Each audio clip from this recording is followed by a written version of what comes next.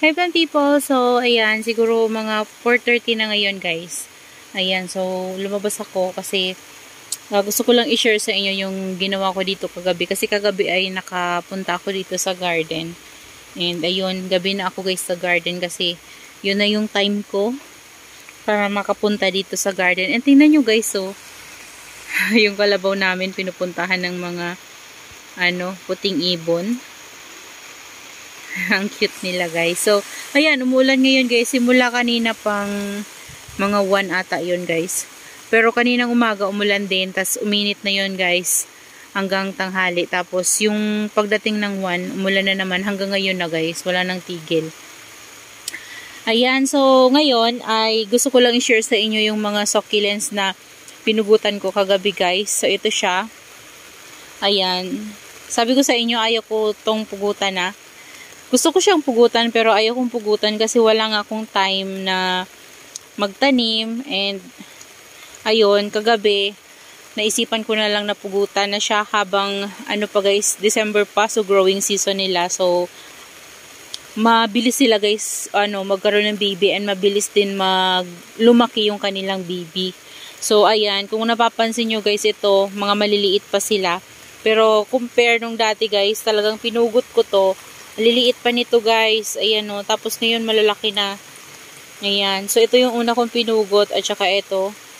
So sinunod ko guys ay ito. Ay, ano ba yun? Nakalimutan ko. Ay, ata ito tsaka ito. Sunod ito tsaka ito.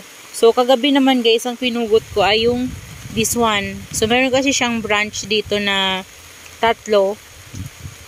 Ayan, ito, tsaka ito. So, pinugot ko rin para magkaroon siya ng baby. Kasi yung kada heads niya guys na pinugutan ko, dala-dalawa yung binigay niya. Ito, meron pang isa dito. Pero maliit pa kasi guys ito. Ayan, pero ito malaki na. So, tagdadalawa yung binigay nila na baby. So, niisip ko, kapag ikat ko sila lahat guys, so tagdadalawa sila. Ang dami na, oh. So, 2, 4, 6, 8, 10, 12. So, magiging sila guys, 14 pieces sila na heads. So, 1 root lang yun guys So, yun lang naman yung naisip ko kagabi. So, ayan, sana guys ay magbigay nga ng 2 baby itong last na mga kinat natin para maging clamping talaga sila kapag malaki na sila. So, magiging maganda yan sila guys kapag malaki na. Kasi, sobrang dami ng heads. Ayan, ito naman guys, yung Murasaki na 2 heads na nabili ko before kay Ma'am Nida. Ayan, ito siya. So, malaki na din to guys, pero 2 heads lang siya. So, ang ginawa ko naman ay kinat ko na lang siya guys, para magkaroon din siya ng baby. Ayan, so pag nagkakat kayo guys, ay titirahan nyo sila ng leaves para doon sila guys iinom habang wala pa silang babies. So, pag may babies na sila at nagkaroon na ng mga leaves, yung mga babies nila guys, malaki na rin, pwede nyo yung tanggalin. So, depende sa inyo guys kung gusto nyo tanggalin. So, ako kasi tinatanggal ko and then pinopropagate. Kaya kung mapapansin nyo ito, mga kalbo na. And then, meron pa akong isang way ng pagpropagate guys. So, ginagawa ko, tinatahilis ko lang yung leaves nila ganon para magkaroon siya ng baby. So, ganon yung ginagawa ko. Kasi pag nag-baby yun guys, nakadikit na yun siya dito sa puno. So, pwede na siyang maging another branches ulit ng ating mga succulents. Ayan. So, yung napugot ko naman dyan guys ay nandito ko na siya nilagay. So, ang gamit ko dito ay garden soil and then rice lang guys. Ayan. 6 heads yung napugot ko kagabi. So, ito siya. Ayan. Tinanim ko na siya. So, nakapatong lang naman ito guys. Hindi naman to nakatanim. Ayan. Hindi naman nakalubog sa lupa. So, yung ginawa ko kasi ay yung rice hull, tapos garden soil. Medyo basa nga yung garden soil guys. And then, hinalo ko yun siya. Tapos, nilagyan ko ng toppings na pumice para kapag pinatong natin to, hindi makaka-touch doon sa ating soil mix. So, pag nag-roots yan guys, didiretso na yan sa ilalim ng ating soil mix. So, kakapit na yan sila guys. Yan. Tanggalin natin tong damo.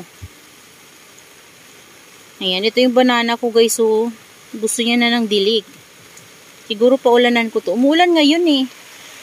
Kaso lang, pag nilabas ko kasi yan guys, parang wala naman akong time na ipasok sila ulit sa susunod na araw.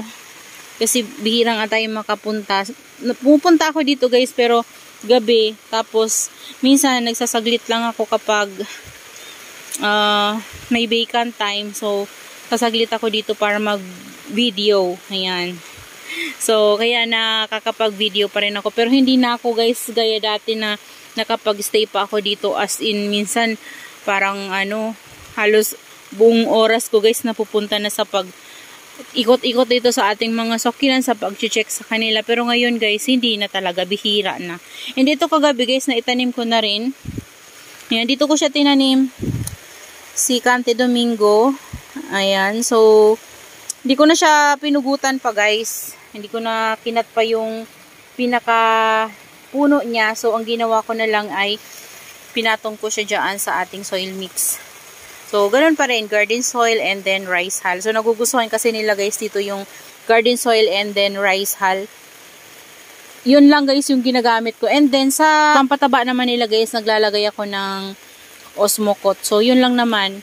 Pero, naglalagay din ako ng insecticide like Puradan and then DE powder.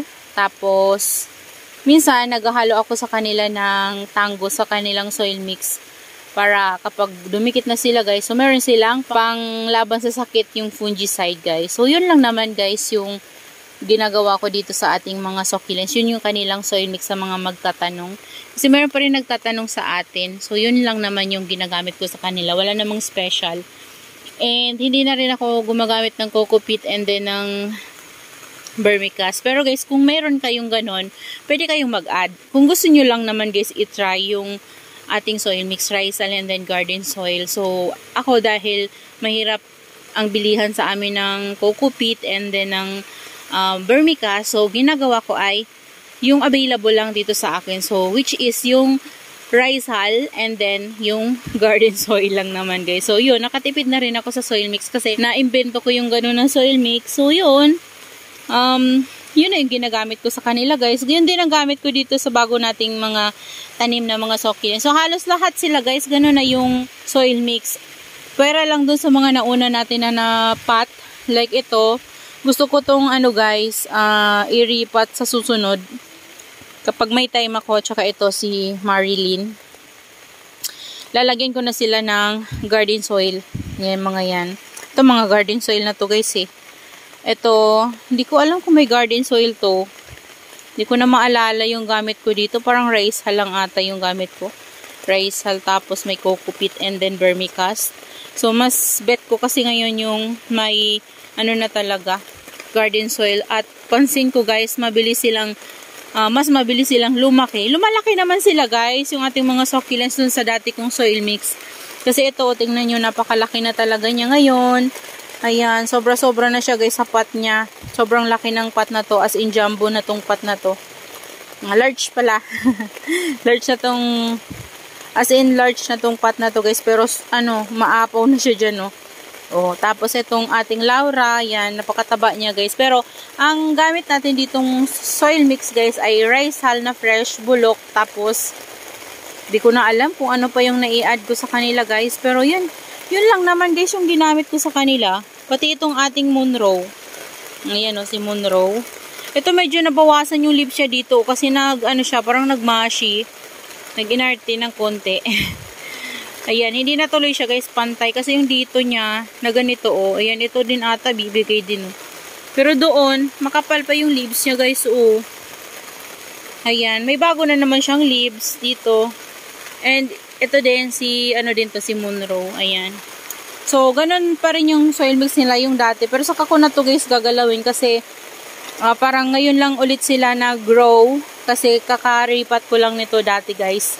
Nung lumipat tayo dito sa bago natin na greenhouse. So, ito yung ating bagong greenhouse. So, yun. Kakalipat ko lang sa kanila. So, ngayon lang ulit sila guys ulit nag-start na lumaki. So, yun lang naman guys. Yung ma-share ko sa inyo ngayon. So, gabi na, kaya medyo padilim na yung ating video. So, that's all for today's video, guys. And I hope you enjoy watching and see you on my next vlog. Happy gardening, everyone. Bye-bye!